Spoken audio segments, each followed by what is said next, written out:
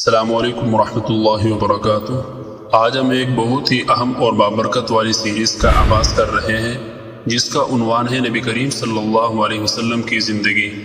اس series میں ہم آپ کو نبی کریم صلی اللہ علیہ وسلم کی پیدائش سے لے کر نبوت ملنے تک اور اس کے بعد پیش آنے والے تمام اہم واقعات اور احوال سے آپ کو آگاہ کریں گے، اور اس سیریز میں ہم جانیں گے کہ نبی کریم صلی اللہ علیہ وسلم کی ولادت مبارکہ سے پہلے کی دنیا کی حالت کیا تھی، نبوت ملنے کے بعد آپ صلی اللہ علیہ وسلم نے کس طرح انسانیت کی رہنمائی فرمائی، اور آپ کی زندگی سے ہمیں کون کون سے اسباق ملتے ہیں۔ یہ سیریز ان تمام بھائیوں اور بہنوں کے لیے ہے جو نبی کریم صلی اللہ علیہ وسلم کی سیرت سے محبت کرتے ہیں اور آپ کی حیات طیبہ کے مختلف پہلوؤں کو سمجھنا چاہتے ہیں۔ آئے اس بابرکت سفر کا آغاز کرتے ہیں اور رسول اللہ صلی اللہ علیہ وسلم کی زندگی کے اس انمول خزانے سے روشنی حاصل کرتے ہیں۔ حضور صلی اللہ علیہ وسلم کی پیدائش کا دن 9 ربیع الاول 20 اپریل 571 عیسوی اور بعض کے مطابق 12 ربیع الاول ہے۔ اس میں اختلاف ہے، بعض حضرات کہتے ہیں کہ 9 ربیع الاول اور بعض کے نزدیک 12 ربیع الاول، لیکن زیادہ مشہور جو ہیں وہ 12 ربیع الاول ہیں۔ حضور صلی اللہ علیہ وسلم صبح کی نماز کے وقت یعنی صبح صادق کے بعد اور آفتاب نکلنے سے پہلے آپ صلی اللہ علیہ وسلم کی پیدائش ہوئی، اور حضرت عیسیٰ علیہ السلام کی پیدائش سے 570 برس گزرنے کے بعد 571 عیسوی میں جس سال اصحاب فیل کا واقعہ ہوا تھا اس سال آپ صلی اللہ علیہ وسلم کی پیدائش ہوئی۔ اصحاب فیل کون تھے اور ان کا واقعہ کیا تھا؟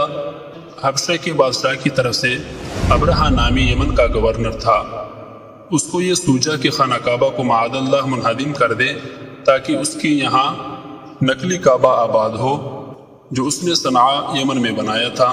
چنانچہ بہت سا لشکر جن میں سینکڑوں ہاتھی تھے لے کر مکہ پر چڑھائی کر دی۔ جب خانہ کعبہ کو منہدم کرنے کے لیے مکہ میں داخل ہوا تو اللہ تعالیٰ نے چڑیوں کے ذریعے اس کے سارے لشکر کو ہلاک کر دیا۔ اصحاب فیل کے معنی ہیں ہاتھیوں والے، ان سے یہی لوگ مراد ہیں۔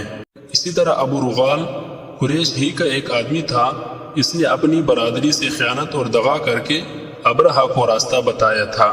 خدا نے اصحاب فیل کے ساتھ سب سے پہلے اسے مار ڈالا۔ اب اس کی قبر پر پتھر پھینکتے ہیں تاکہ یاد رہے کہ قومی غدار کی یہ سزا ہے۔ چڑیاں اپنی چونچوں سے چھوٹی چھوٹی کنکریاں پھینکتی تھی جو پتھروں کی طرح ان کے سروں میں گھس کر تمام بدن کو چیرتی ہوئی پار ہو جاتی تھی، اور جس کی لگتی تھی اس کو ہلاک کر دیتی تھی۔ یہاں پر ایک سوال پیدا ہوتا ہے کہ تعجب اس بات میں ہے کہ چڑیوں کی چونچوں میں اتنی طاقت کیسے آ گئی؟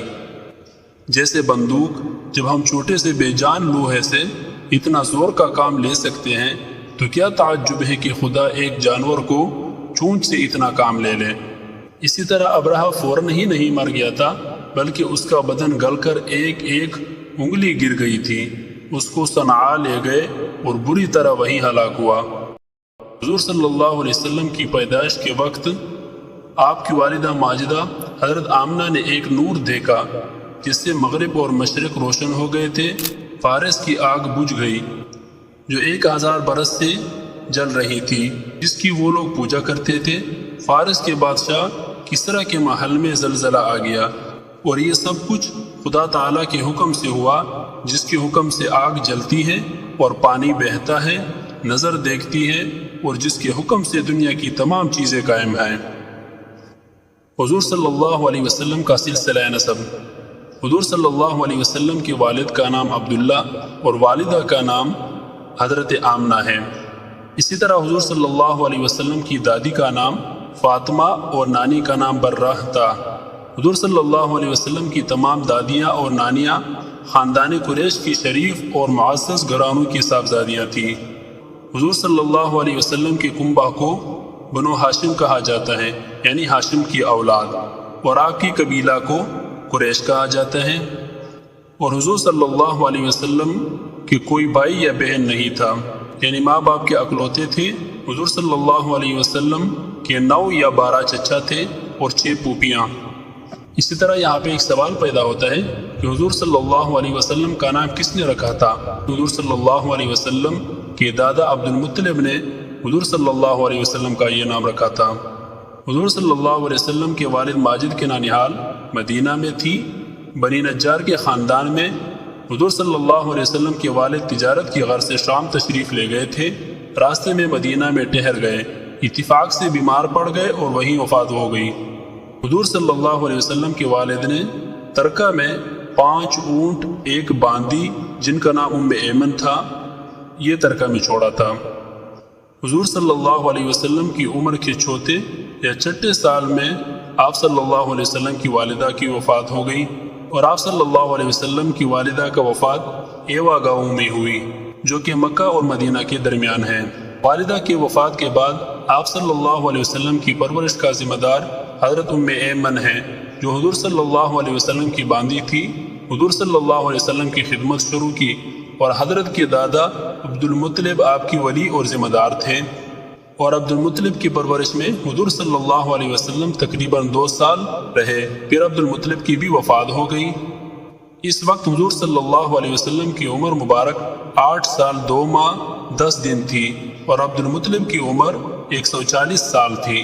عبد المطلب کے پاس روپیہ پیسہ تو کچھ زیادہ نہ تھا، لیکن مکہ معظمہ کے بڑے سرداروں میں سے بہت بڑے معزز آدمی تھے۔ عبد المطلب کے بعد حضور صلی اللہ علیہ وسلم کا ذمہ دار آپ صلی اللہ علیہ وسلم کے چچا یعنی حضرت علی رضی اللہ تعالیٰ عنہ کے والد۔ آپ صلی اللہ علیہ وسلم کو امی بھی کہا جاتا ہے، اور امی اس وجہ سے کہا جاتا ہے کہ آپ صلی اللہ علیہ وسلم لکھنے پڑھنے سے واقف نہ تھے۔ حضور صلی اللہ علیہ وسلم میں یہ بات تھی کہ آپ صلی اللہ علیہ وسلم کچھ لکھنا پڑھنا نہیں جانتے تھے، اس وجہ سے حضور صلی اللہ علیہ وسلم کا لقب امی ہو گیا۔ یہاں پر ایک سوال پیدا ہوتا ہے کہ آپ صلی اللہ علیہ وسلم امی کیوں رہے، اور بظاہر اس میں خدا کی کیا حکمت تھی؟ اول تو عرب میں لکھنے پڑھنے کا چرچا ہی نہ تھا۔ مکہ کے اتنے بڑے شہر میں بھی کل 5 یا 7 آدمی ہی لکھنا پڑھنا جانتے تھے۔ اس کے علاوہ حضور صلی اللہ علیہ وسلم کی تربیت کرنے والے وفات پا رہے تھے۔ آپ نے یتیمانہ پرورش پائی، اس وجہ سے حضور صلی اللہ علیہ وسلم امی رہے۔ اور صحیح علم تو خدا کو ہے، آپ صلی اللہ علیہ وسلم کو امی رکھنے میں بظاہر چند فائدے معلوم ہوتے ہیں۔ تمام دنیا کو ادب اور تہذیب سکھانے والے حضور ہوں، اور حضور صلی اللہ علیہ وسلم کا استاد صرف خدا ہو، کوئی انسان نہ ہو کہ وہ یہ کہہ سکے کہ میرا سکھایا ہوا ہے۔ جس طرح پرورش کے سلسلہ میں حضور صلی اللہ علیہ وسلم کو ماں باپ کے احسان سے آزاد رکھا گیا، اسی طرح تعلیم اور روحانی تربیت کی سلسلہ میں بھی کسی کا احسان حضور پر نہ ہو، یہ بھی خیال نہ کیا جا سکے کہ فلاں شخص حضور صلی اللہ علیہ وسلم کا استاد تھا تو حضور صلی اللہ علیہ وسلم سے زیادہ عالم ہوگا معاذ اللہ۔ جب نبی کریم صلی اللہ علیہ وسلم پر قرآن پاک نازل ہو تو کوئی یہ وہم بھی نہ کر سکے کہ حضور کا بنایا ہوا ہوگا۔ اسی طرح آپ صلی اللہ علیہ وسلم کو مختلف مصیبتوں میں مبتلا کیا گیا۔ یہاں پر ایک سوال یہ بھی پیدا ہوتا ہے کہ حضور صلی اللہ علیہ وسلم کو مصیبتوں میں کیوں مبتلا کیا گیا؟ قاعدہ یہ ہے کہ اللہ کے خاص بندوں پر زیادہ سختیاں کی جاتی ہیں تاکہ ان کو آزمایا جائے۔ رسول اللہ صلی اللہ علیہ وسلم چونکہ سب سے زیادہ بزرگ اور خاص بندے تھے، اس وجہ سے آپ پر زیادہ سختیاں اور مصیبتیں نازل ہوئی، اور گویا آپ نے بہت سے امتحانات میں بہت سی سندیں حاصل کی، اور قاعدہ ہے کہ جس کے پاس بہت سی سندیں ہوتی ہیں اس کی قدر بہت زیادہ ہوا کرتی ہے۔ حضور صلی اللہ علیہ وسلم کے دودھ پینے کا زمانہ۔ سب سے پہلے حضور صلی اللہ علیہ وسلم کو آپ کی والدہ ماجدہ نے، اور پھر چند دن بعد ابو لہب کی باندی صوبیہ نے دودھ پلایا۔ اس کے بعد یہ دولت حلیمہ سعدیہ رضی اللہ تعالی عنہا کے حصے میں آئی۔ یہاں پر ایک سوال یہ ہوتا ہے کہ حضور صلی اللہ علیہ وسلم کو دوسری عورتوں کا دودھ کیوں پلایا گیا؟ جواب یہ ہے کہ عرب کے بڑے لوگوں کا عام قاعدہ تھا کہ بچوں کو دودھ پلانے کے لیے قرب و جوار کے دیہات میں بھیج دیا کرتے تھے تاکہ جسمانی صحت میں ترقی ہو اور زبان بھی صاف ہو جائے، کیونکہ شہروں کی زبان باہر کے آدمیوں کی ملنے جلنے سے صاف نہیں رہا کرتی۔ حلیمہ سعدیہ حضور صلی اللہ علیہ وسلم تک کیسے پہنچی؟ چونکہ اس قبیلے کی عورتیں عام طور سے قریش کے بچوں کو دودھ پلایا کرتی تھی، اور سال میں 2 مرتبہ اسی غرض سے مکہ آیا کرتی تھی کہ جو بچے پیدا ہوئے ہوں ان کو دودھ پلانے کے لیے لے آئیں۔ اسی وجہ سے اپنے قبیلے کی عورتوں کے ساتھ حلیمہ رضی اللہ تعالی عنہا بھی طائف سے چل کر مکہ آئی تھی۔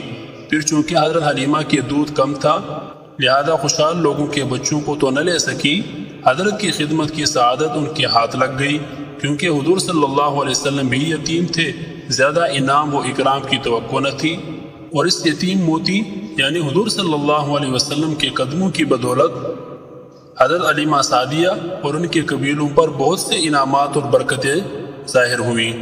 حضرت علیمہ رضی اللہ تعالی عنہ کا دودھ اتنا بڑھ گیا کہ ان کا بچہ جو پہلے بھوکا رہا کرتا تھا اب حضرت کے ساتھ وہ بھی شکم سیر ہونے لگا۔ اونٹنی جس کا دودھ خشک ہو چکا تھا خدا کے حکم سے اتنا دودھ دینے لگی کہ سب کو کافی ہوتا تھا۔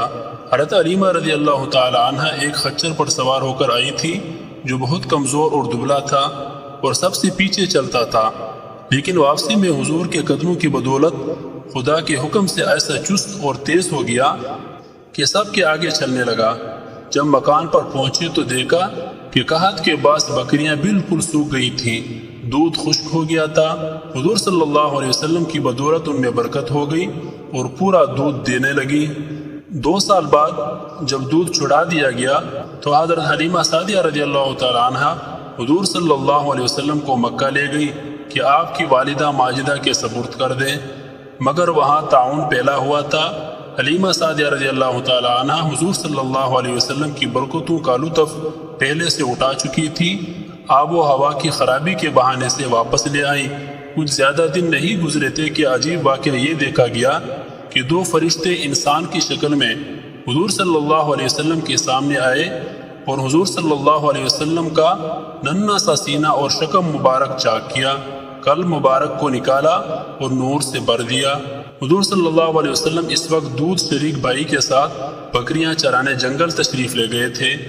آپ کے بھائی نے حضرت حلیمہ کو اس واقعہ کی خبر دی اور پھر حضور صلی اللہ علیہ وسلم نے تمام قصہ بیان کیا۔ حضرت حلیمہ رضی اللہ تعالیٰ عنہ کو خوف پیدا ہوا، حضور صلی اللہ علیہ وسلم کو مکان پر پہنچا گئی۔